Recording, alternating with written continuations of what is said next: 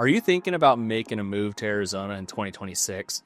I'm going to say something right now that you won't hear in most relocation videos, and that is don't move here unless you can handle these 8 things. And no, I'm not talking about just the obvious stuff like cactus, desert, and oh yeah, it's hot. I'm talking about the realities that actually pull people in, get them to move here, and then they end up regretting it. And look, Arizona has exploded in popularity. People are moving here from California, Washington, Colorado, the Midwest, Texas, the East Coast, honestly, everywhere. They move here because it's sunny, it feels open, it's more laid back, and they want that outdoor lifestyle, the space, and in many cases, a fresh start. And in so many ways, they're right. But in other ways, especially starting here in 2026, Arizona is going to test you in a few areas that people don't expect until they're living it. Now, the common belief is this: Arizona is affordable. It's easy, it's sunny, it's golf and pools, and once I move here, life will slow down, stress will go down, and everything will feel like vacation. That belief is exactly why some people love it here, and why others leave within a few short years. Because the truth is, Arizona's not hard to live in, but it is unforgiving if you move here with the wrong expectations. And that's precisely what this video is for: clarity. And if we haven't met yet, I talk to people every single day who are moving to Arizona, especially into the Phoenix metro and places like Mesa, Gilbert, and the rest of the East Valley. And I also talk to people about moving out, which gives me a really balanced perspective. From my chair, talking to new people constantly, the same issues come up over and over again. So today, I'm covering the 8 things that are going to make or break your experience living in Arizona in 2026. Just to make sure this is clear, some of these things are physical, some are cultural, some are financial. And number 7 on this list is the one that surprises people the most, because honestly, nobody warns you about it. So with that said, let's start with one thing that seems obvious, but affects your daily life more than almost anything else. Number 1, the heat is not a summer problem. Okay, yes, it's hot, but here's what people misunderstand. They think it's 3 months of heat and then it's perfect. No. In the Phoenix metro, heat is a season, not a weekend. And it's not just the temperature, it's the duration. There are stretches where it's hot when you wake up, hot at dinner, hot when you go to bed. And the first year you live here, you're going to learn something really quickly. Your routine changes. When you walk the dog changes. When kids play outside changes. When you run errands changes. Even which side of the parking lot you choose changes. And if you've never lived somewhere where the weather controls your schedule, that adjustment hits harder than people expect. Now, you can adapt absolutely. You learn to do mornings, you learn shade, you learn water, you learn to live like a local. But if you're the type of person who needs to be outside in the middle of the day all summer long, Arizona is going to feel like a friction point, not a lifestyle upgrade. And that brings us to the second thing. Because the heat isn't just an inconvenience, it impacts your money.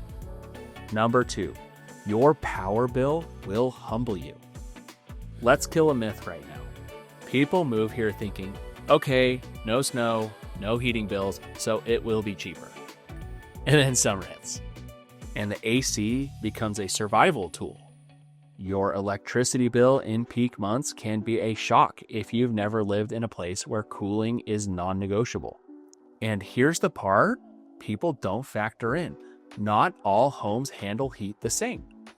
Older windows, older insulation equals a different bill. West-facing exposure, different bill. A 2-story with a giant great room, different bill. Poor ducting, older AC units, different bill. Arizona rewards people who buy smart and punishes people who buy pretty.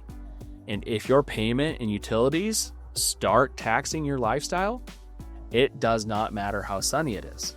You can feel trapped. Now, even if you can handle the heat and the utilities, daily life here has another surprise. And nobody warns you about this one either. Number 3, Arizona sprawl is real. People say they're moving to Phoenix, but Phoenix isn't one place.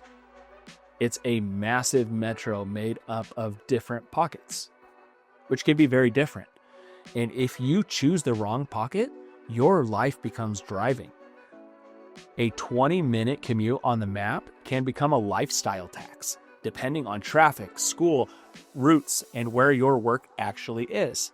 And in the East Valley, you'll see this constantly. People falling in love with the house first and then realize later the location controls their entire week.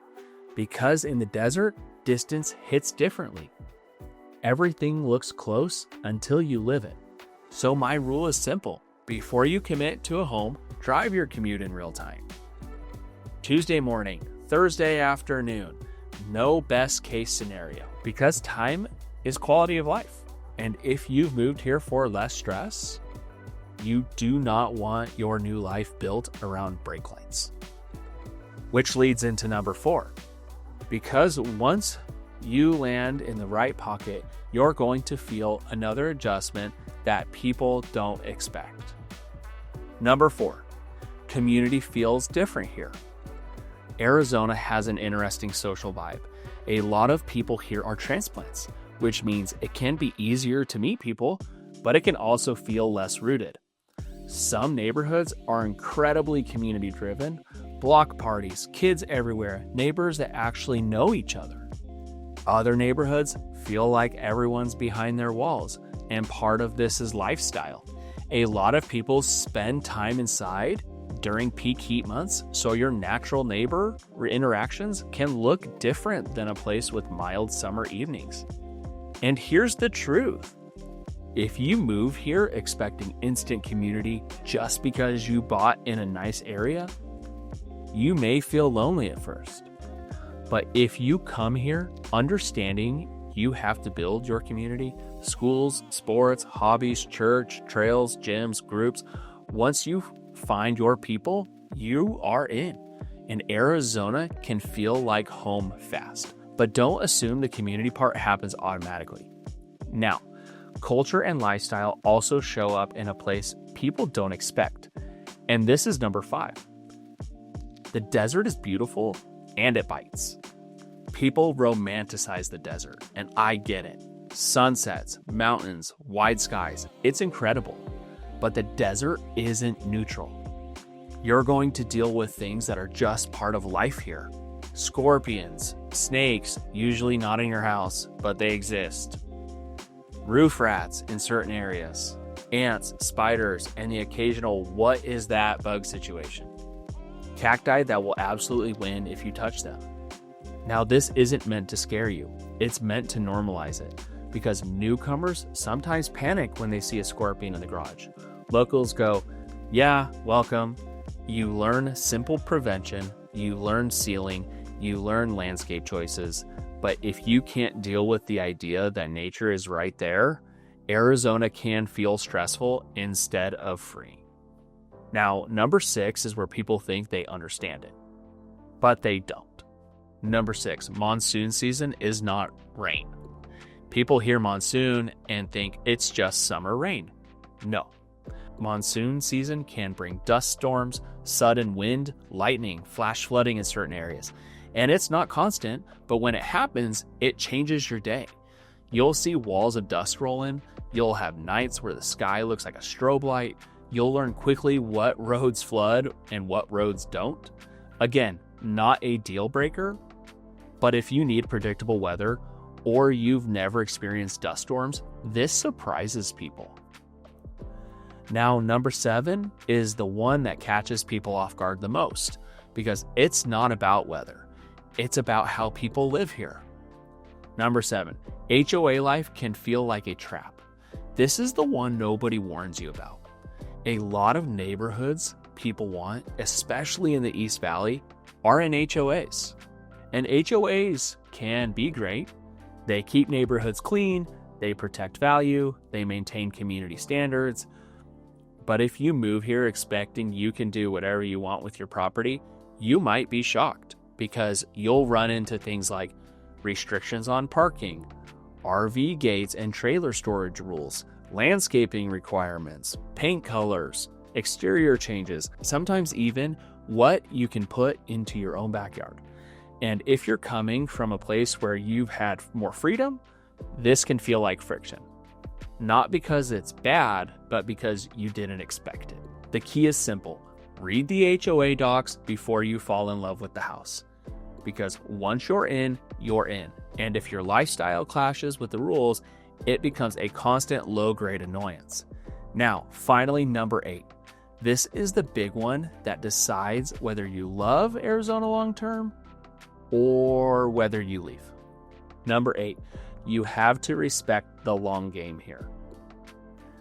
Arizona isn't just a place you live. It's a system you learn. Heat routines, water routines, driving routines, home maintenance routines. And if you come here chasing a fantasy, every day feels like vacation, you'll burn out. But if you come here with the right expectations, Arizona over-delivers. Because when you do it right, you get unbelievable winter weather, outdoor lifestyle most of the year, beautiful communities, great food scenes and pockets you wouldn't expect, and a quality of life upgrade that is very real. The people who love Arizona the most are the ones who know what they're signing up for. So, should you move to Arizona in 2026? In my opinion, yes, if you can deal with these 8 things. And on the flip side, I'd say no if you're chasing a fantasy instead of reality. Because with the right expectations, Arizona is incredible. But if you come in blind, it can disappoint you faster than you'd think. If this was helpful, subscribe. I put out relocation videos every month. And if you're making a move into the Phoenix Metro, especially the East Valley, reach out when you're ready and we'll help you build a plan that actually fits your lifestyle. And until next time, thanks.